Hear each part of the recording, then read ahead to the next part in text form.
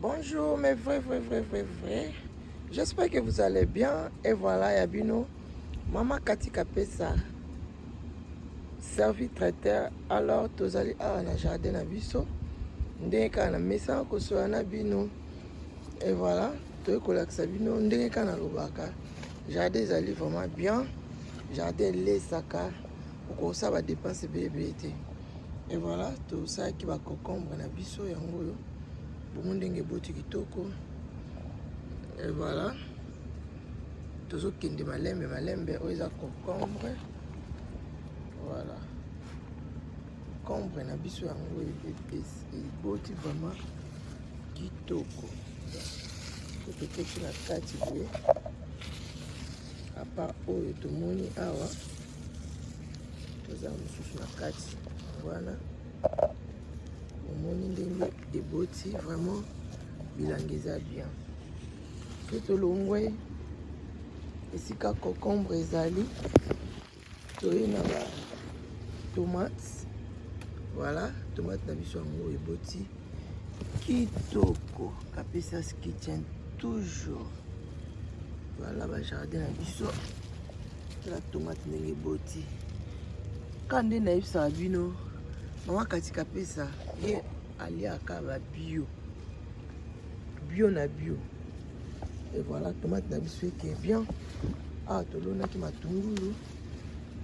Toza akosa obuka ba ndembi ote, toza akosa to pikola matungulu. Et voilà, ba ndembi oyo so to piko na se eza matungulu. To pikola ki déjà soit to récolter qui déjà une grande quantité. Et voilà. Ah, kuna toche ba pilipili. Et voilà. Toujours kende nango malembe. Voilà. Ah, tomate. Ba poivron ya biso eza wana. Ezo bota pe. Voilà. Ah, ba poivron ezo bota. Toza wana. Pona kolakisa bino ndeka tosolake. Bilangi eza bien. Awa tosalaki mwa ngai tobwaka ye na moko po tolingaki esheki te ngai na biso yango oyo epuis poivron yango ezobota kitoko vraiment yango oyo bilanga. Donc si tokoma na 2 semaines awa je pense que côté kuna nyonso eza déjà plein na ba légumes ekozala déjà eboti. Tolonaki pe épinard. Tozozela épinard na biso ebota. Awa namoni moko déjà bandi kobota. Kuna totiaki pointe noire. O bozomona na suka ni ezali pointe noire ya Kinshasa. Tozoba ke na ki pe tolonaki awa na États-Unis d'Amérique. Nde na sabino ka mabele ya États-Unis d'Amérique. Ezaka tellement kitoko. Tozokoba toujours na osala bilanga na biso. Et voilà tout on a baki na kotia matembelete suka leleki. Ya na cheka ba légumes biteku ba concombre ndenge ozobo mona wana. Et puis totie ba pilipili. Tobuki déjà une grande quantité. Et voilà ko servir biso. Tokosomba ndembi te. Tokosomba concombre te. Tokosomba pilipili te, tokosomba ngai te, tokosomba ba légumes te, ainsi de suite. Et voilà. Nalingi bino mingi oya bino Kapesa ski Test of Africa.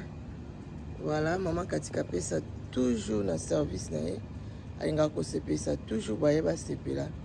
Et voilà, je vous aime tous dans mon cœur. Bisous à suivre. Bye bye. Ah oui, service traiteur international avec Kati Kapesa Aigle. Toujours la solution est là. Kati Kapesa, toujours à votre service. Qualité supérieure des recettes et repas africains, restaurants et catering.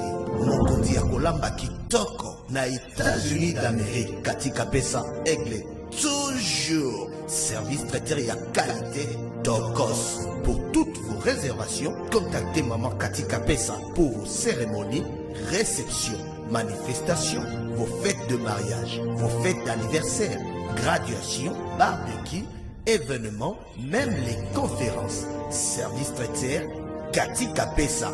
Toujours à votre service. Qualité supérieure des recettes et repas.